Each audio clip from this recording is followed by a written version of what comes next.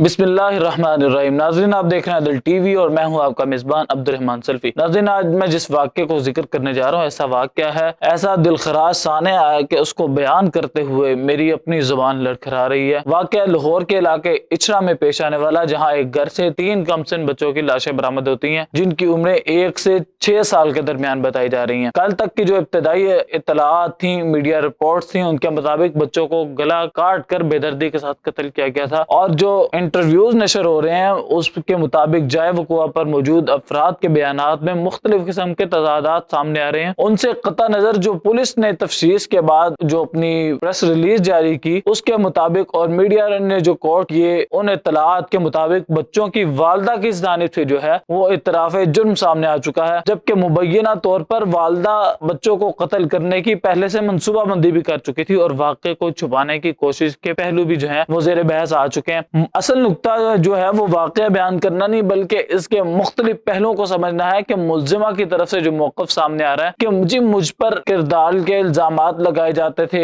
گھریلو دباؤ تھا اور ازدواجی زندگی میں کشیدگی تھی، یہ لازمی نہیں کہ ملزمہ کا بیان مکمل طور پر درست ہو، اور یہ بھی ممکن ہے کہ اس میں کچھ حقیقت بھی ہو، لیکن ایک جو سنجیدہ تجزیہ ہے، اس پر تبصرہ جو ہے وہ یہ تقاضا کرتا ہے کہ دونوں پہلوؤں کو دیکھا جائے۔ اگر بالفرض ملزمہ کا موقف درست مان لیا جاتا ہے تو یہ ہمارے معاشرے کے ایک سنگین المیہ کی طرف اشارہ کرتا ہے کہ جہاں گھروں کے اندر بد اعتمادی، کردار کشی اور ذہنی دباؤ اس حد تک بڑھ جاتی ہے کہ ایک انسان نفسیاتی طور پر اس قدر ٹوٹ جاتا ہے کہ یہ حالات یہاں تک پہنچ جاتے ہیں کہ انسان اپنے بچوں کو ختم کرنے پر آ جاتا ہے۔ کسی کو مسلسل ذلت، شک، دباؤ کا سامنا ہو اور وہ ذہنی توازن کھو دیتا ہے، اور یہی وہ مقام ہے جہاں معاشرہ، خاندان اور سماجی نظام اپنی ذمہ داری ادا کرنے میں ناکام دکھائی دیتے ہیں۔ اگر اس پہلو کو گہرائی سے دیکھا جائے تو یہ واقعہ ہمارے معاشرے کی اجتماعی طور پر ایک ناکامی ہے جو ہمیں محسوس کرنی چاہیے اور اس کا سدباب کرنا چاہیے، لیکن دوسرا بیانیہ بھی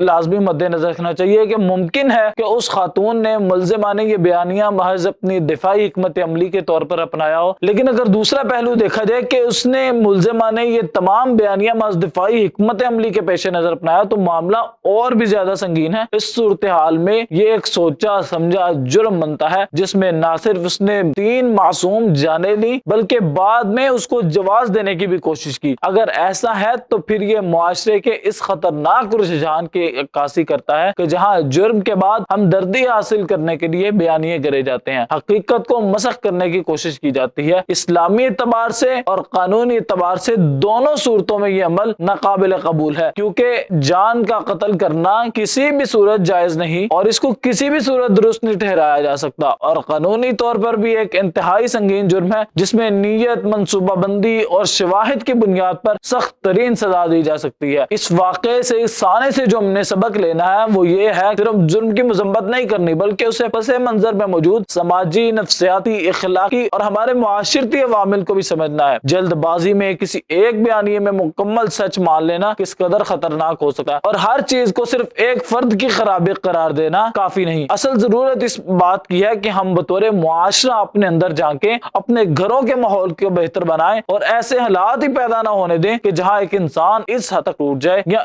اس حد تک وہ گر جائے کہ وہ اپنے بچوں کی جان لینے سے بھی گریز نہ کرے۔ تو یہ واقعہ تھا جس کو ہم نے کچھ اخلاقی، معاشرتی، سماجی پہلو ذکر کیے۔ ملزمہ نے اعتراف جرم کر لیا، مزید تفتیش بھی جاری ہے، آگے کا کام عدلیہ کا ہے، اداروں کا ہے، پولیس کا ہے۔ اپنے میزبان عبدالرحمن سلفی کو اجازت دیجیے۔ السلام علیکم ورحمۃ اللہ۔